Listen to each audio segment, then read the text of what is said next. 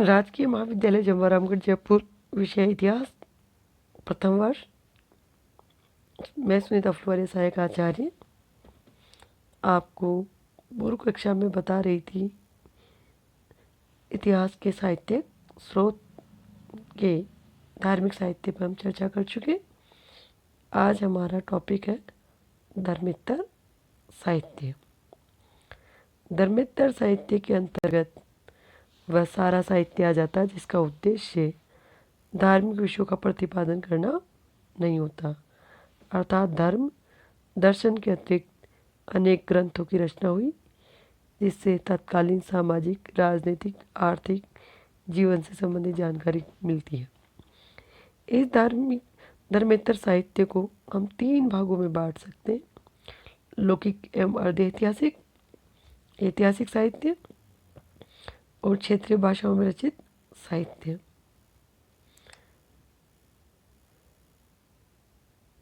लौकिक साहित्य से तात्पर्य ऐसा साहित्य जिसकी मूल विषय ऐसा ऐतिहासिक नहीं बल्कि राजनीति, व्याकरण, ज्योतिष, नीतिशास्त्र आदि विषयों का प्रतिपादन करना है, परंतु ऐतिहासिक सामग्री संयोगवश मिल जाती है। ऐसे में महत्वपूर्ण ग्रंथ पाणिनि का अष्टाध्यायी, कौटिल्य का अर्थशास्त्र, कात्यायन का वार्तिक, पतंजलि का महाभाष्य, गार्गी संहिता और कामानंद का नीति सार। अर्ध ऐतिहासिक साहित्य की श्रेणी में ऐसे ग्रंथ आते हैं जिनका कथानक ऐतिहासिक है परंतु विषय वस्तु का निर्वाह काल्पनिक एवं नाटकीय ढंग से किया गया है। ऐसे में ऐतिहासिकता का तत्व गौण है। ऐसे ग्रंथों में उल्लेखनीय विशाख दत्त का मुद्राराक्षस, कालिदास का रघुवंश, सोमदेव का कथा श्री सागर और क्षेमेंद्र का व्रत कथा मंजरी। ऐतिहासिक साहित्य की श्रेणी में ऐसा साहित्य आता है, ऐसा ग्रंथों को लिया जा सकता है जो भारतीय परंपरागत लेखन शैली में इतिहास पुराण वर्ग के अंतर्गत आ सकते हैं, किंतु आधुनिक शैली से मिलते जुलते ऐतिहासिक ग्रंथ संस्कृत भाषा में बहुत ही कम है।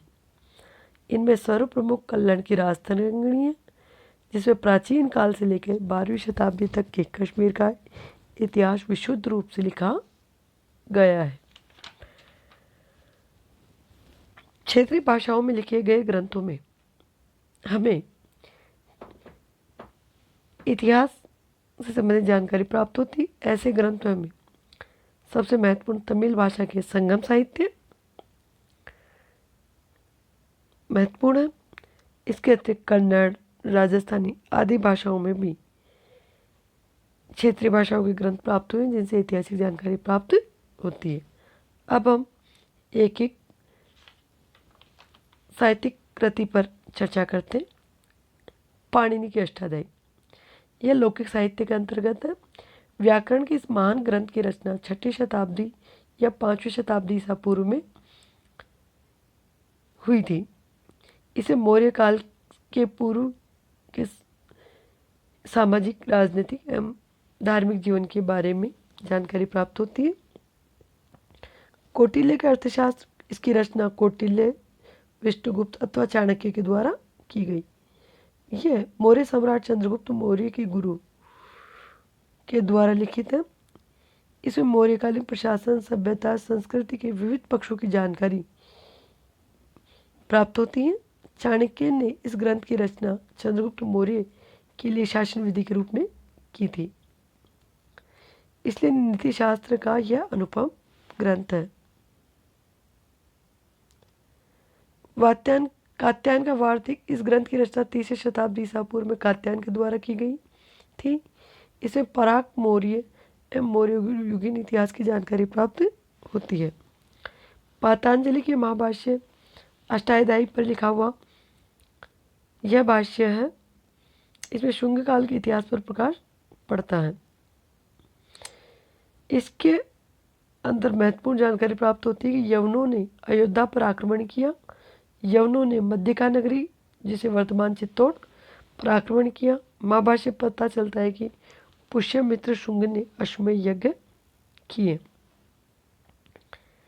गार्गी संहिता से भी हमें महत्वपूर्ण जानकारी प्राप्त होती है मौर्य काल के विषय में और शुंग काल के विषय में। कामानंद का नीतिसार गुप्तकालीन रचना है। इसे कौटिल्य के भांति यह भी राजनीतिक शास्त्र का अनुपम ग्रंथ है। नीतिशास्त्र से गुप्तकालीन राजतंत्र के बारे में महत्वपूर्ण जानकारी प्राप्त होती है।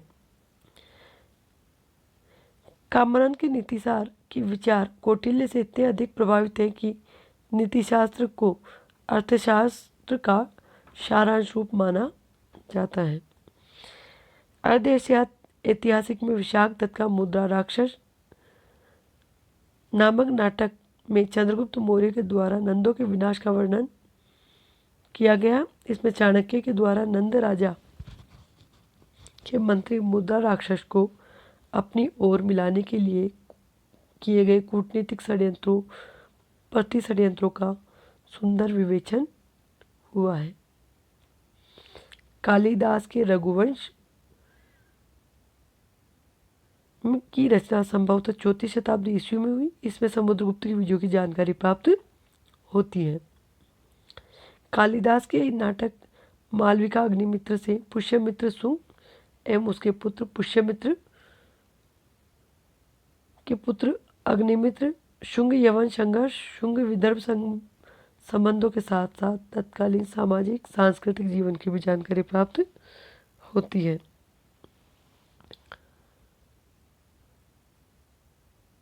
सोमदेव के कथासरित सागर और क्षेमेंद्र की व्रत कथा मंजरी से भी अनेक ऐतिहासिक कथाओं का उल्लेख मिलता है। भास के द्वारा रचित नाटक स्वप्नवास दत्ता भी एक महत्वपूर्ण ग्रंथ है। इसी प्रकार पल्लव नरेश महेंद्र वर्मन के द्वारा रचित मतविलास प्रसन्न से भी तत्कालीन बौद्धों और कापालिकों के नैतिक पतन का विवरण प्राप्त होता है।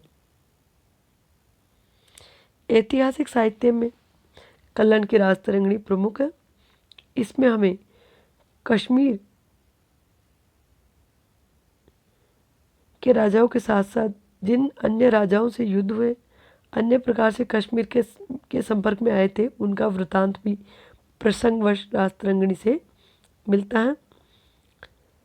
12वीं शताब्दी में लिखे गए इस ग्रंथ से कश्मीर के इतिहास के संबंध में सभी जानकारी का अध्ययन करके यथासंभव कश्मीर का प्रमाणिक इतिहास प्रस्तुत करने का प्रयास किया गया है।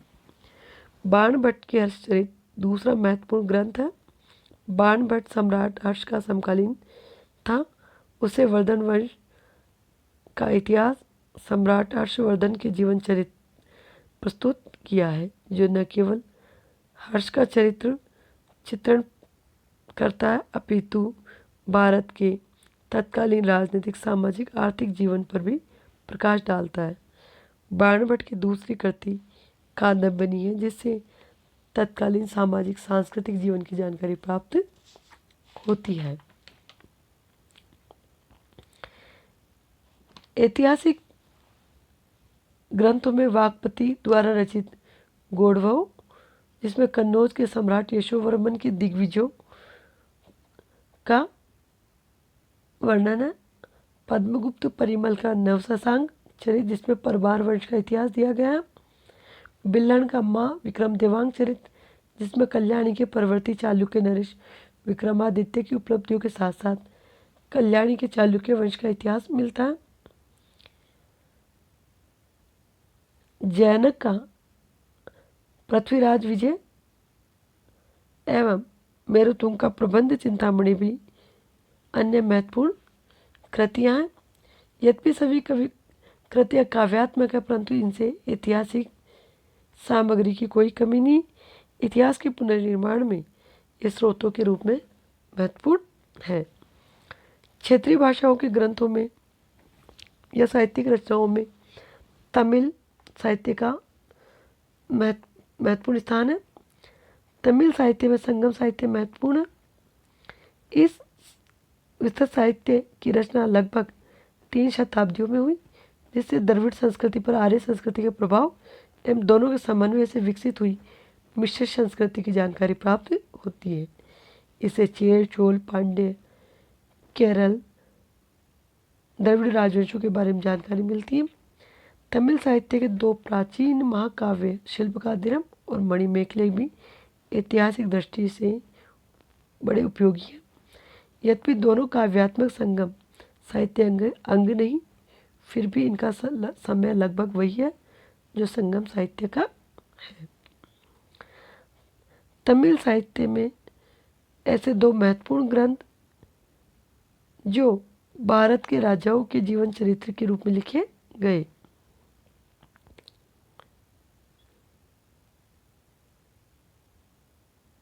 कलिंग तुपर्णी और नंदी कल्पकल्पकम, जिसमें पल्लव राजा नंदी वर्मा तृतीय की उपलब्धियों का वर्णन है, और कलिंग तुपर्णी में चोल राजा कुलोत्तुंग प्रथम की विजयों का वर्णन है। इसी प्रकार कन्नड़ भाषा के अंतर्गत भी महत्वपूर्ण ग्रंथ लिखे गए।